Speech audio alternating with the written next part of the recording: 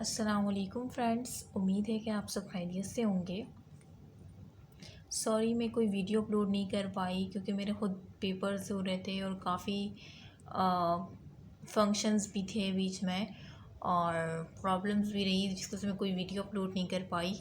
लेकिन अब से इंशाल्लाह रोज़ जो है मैं आप लोग के लिए वीडियो अपलोड करूँगी, ठीक है। आप लोग की रिक्वेस्ट पर मैंने ये जो है KPK की फ़र्स्ट ईयर फ़िज़िक्स की बुक मैं जो है स्टार्ट करने लगी हूँ अकॉर्डिंग टू PMC सिलेबस, ठीक है। अभी 2022 के लिए तो कोई सिलेबस नहीं आया, लेकिन 2021 के सिलेबस से ही फ़िलहाल हम कवर अप करेंगे अपने कोर्स को, क्योंकि मोस्टली जो है सेम ही होता है, कुछ चेंजेस होती है। और बाकी फ़ेडरल के जो स्टूडेंट है, फ़ेडरल की अपनी कोई फ़िज़िक्स की बुक नहीं होती, वो जो है KPK की यूज़ करते हैं फ़िज़िक्स की सिर्फ, बाकी बायो और केमिस्ट्री की उनकी खुद की अपनी होती है, ठीक है। इस वजह से ये मैं KPK की बुक पढ़ा रही हूँ क्योंकि फ़ेडरल वाले इसको यूज़ करते हैं।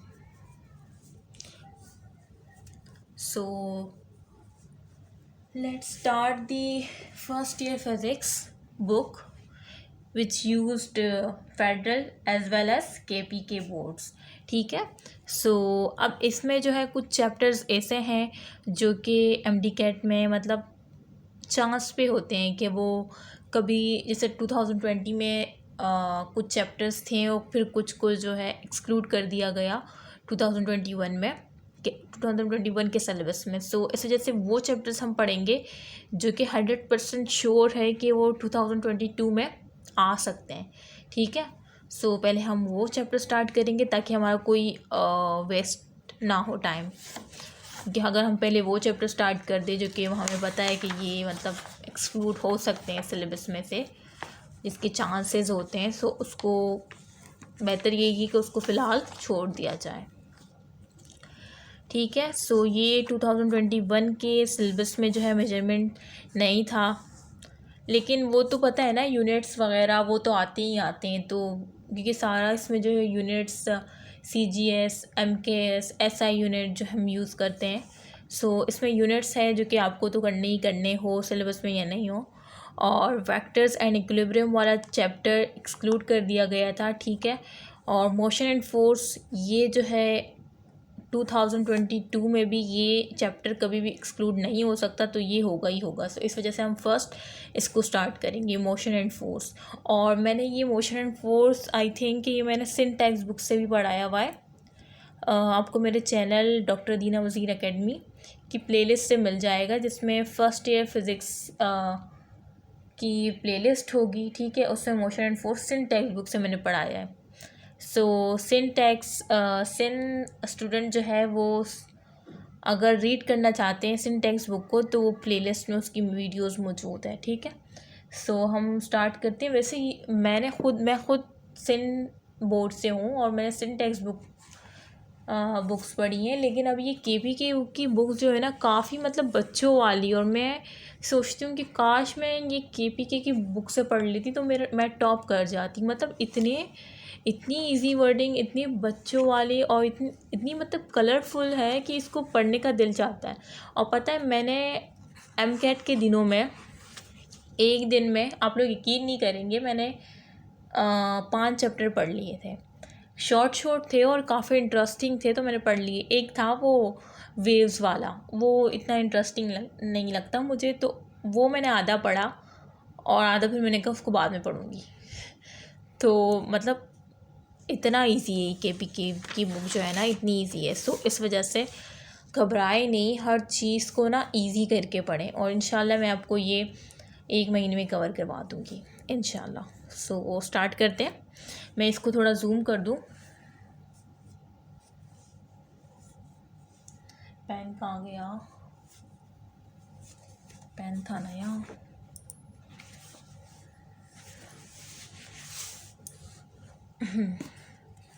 मैं कैमरे को जूम कर दूँ ताकि, क्योंकि मैं कैमरे की स्क्रीन से रीड आउट करती हूँ, मुझे फिर नहीं दिखाई देगा ना। चलिए स्टार्ट करते हैं।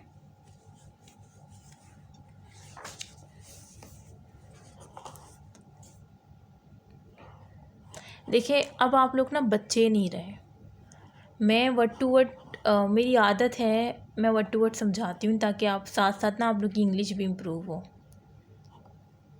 लेकिन अब मैं थोड़ा सा फास्टली मूव करूँगी, ठीक है।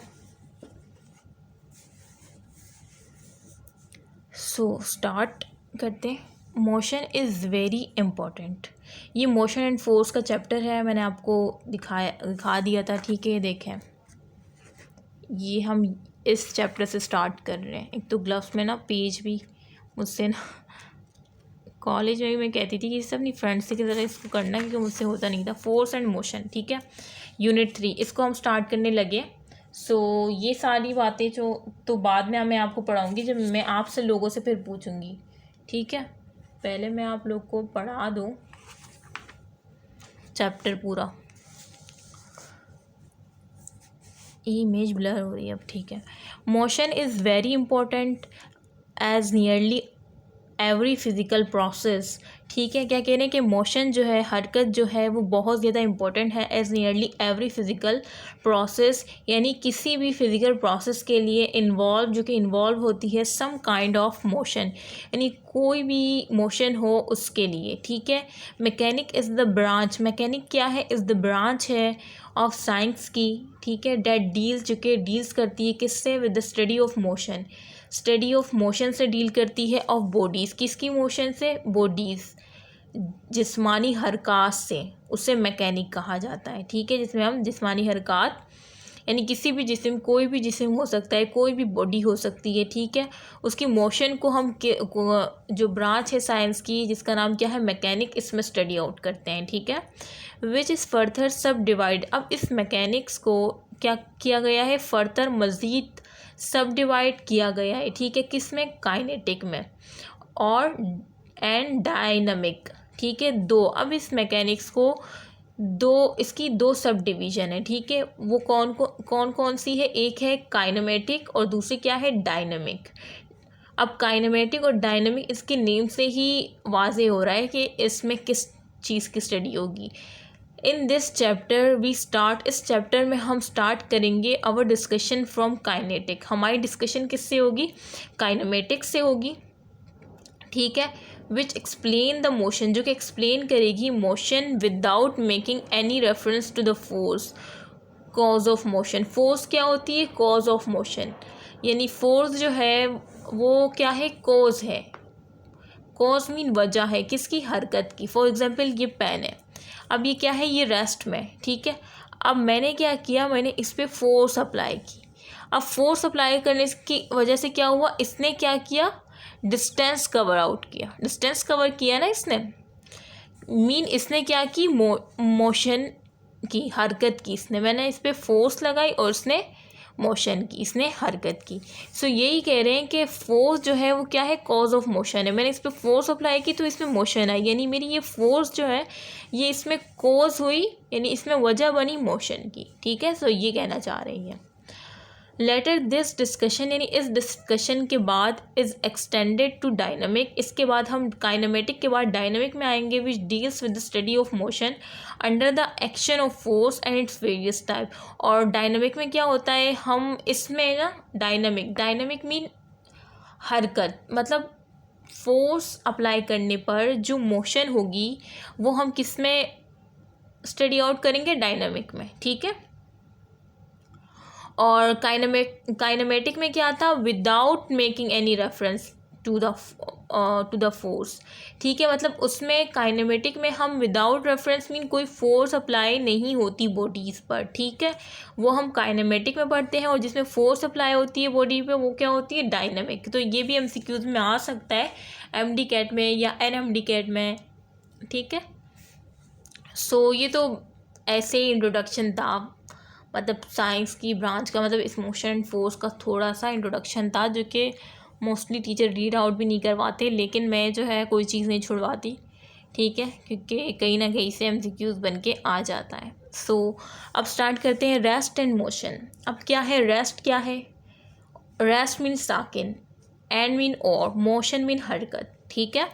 अच्छा, a body is at rest, एक बॉडी जो कि क्या है, रेस्ट में है, with respect to an observer, किसके रिस्पेक्ट? ऑब्जर्वर के रिस्पेक्ट, ठीक है। If it does not change its position with respect to an observer, यानी वो क्या कर रही है, अपनी पोजीशन को चेंज नहीं कर रही। फॉर एग्जांपल की बुक, ठीक है, ये क्या है, मेरे लिहाज से क्या है, ये रेस्ट में, ये अपनी पोजीशन को चेंज नहीं कर रही ना। अब ये क्या है, ये बिल्कुल ये बुक आपको क्या दौड़ती हुई नज़र आती है? नहीं ना, ये क्या अपनी जगह रखी हुई है, क्योंकि आपको और मुझे ये क्या है, अपनी जगह पर मतलब रेस्ट में ही है, ठीक है। आपके और मेरे रेफरेंस से, ठीक है, क्योंकि हम इसको देख रहे हैं और हमारी नज़र से ये रेस्ट में। लेकिन अगर हम किसी दूसरे सैयारे में, मतलब ये ज़मीन एक सैयारा है, ठीक है, हम इसी के अंदर है, ये बुक भी उसी के अंदर है और हमें ये रेस्ट में दिखाई दे रही है, ठीक है। लेकिन हम अगर किसी दूसरे सैयारे से देखें इसको तो हमें ये घूमती हुई नज़र आएगी, ठीक है। सो इस लिहाज से इन्होंने ये वर्ड इस्तेमाल किया है कि with respect to an observer, ठीक है, यानी ऑब्जर्वर पर डिपेंड करता है कि आया वो कहाँ से देख रहा है, ठीक है। सो इसकी मीनिंग ये है, it does not change its position with respect to an observer, ठीक है। अब क्योंकि ऑब्जर्वर ज़रूरी तो नहीं है, अब किसी गाड़ी में आप चल रहे हैं और आपको वो आप मतलब आप मूव कर रहे हैं और आपको ऐसा लगता है जैसे वो चीज़ मूव कर रही है, यानी आप मूव कर रहे हैं। तो इस तरह से जो है मैंने एग्जाम्पल दी है, उम्मीद है कि आपको समझ आ गया होगा।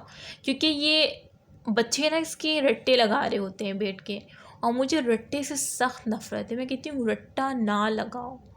मेरी छोटी बहन जो है वो कभी कभार रट्टा लगाती है ना, मैं उसे कहती हूँ मेरे सामने रट्टा ना लगाओ, समझ लो चीज़ को और ख़ुद से लिखो।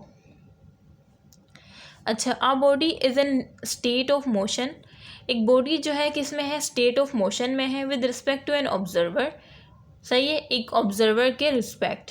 If it change its position with respect to that observer, और ये क्या कर रही है, अपनी मतलब पोजीशन को चेंज कर रही है उस ऑब्जर्वर के रिस्पेक्ट में। इसी तरह से जो चीज़ मूव कर रही होगी, ठीक है, जैसे कि अब हमारा जो अर्थ है ये हम इसके अंदर है, अब हमें हर चीज़ अपने लिहाज से, मतलब जैसे ये बुक ये सब हम इसी सैयारे के अंदर है और हम ये चीज़ें देख रहे हैं, तो हमारे लिहाज से ये रेस्ट में।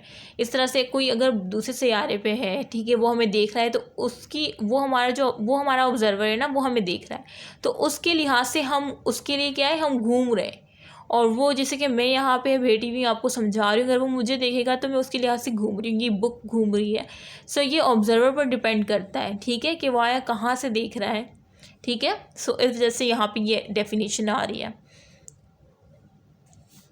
Okay, rest and motion are relative. अब क्या होता है, रेस्ट और मोशन ये दोनों क्या है, रिलेटिव टर्म है। Rest and motion depends upon the state of the observer.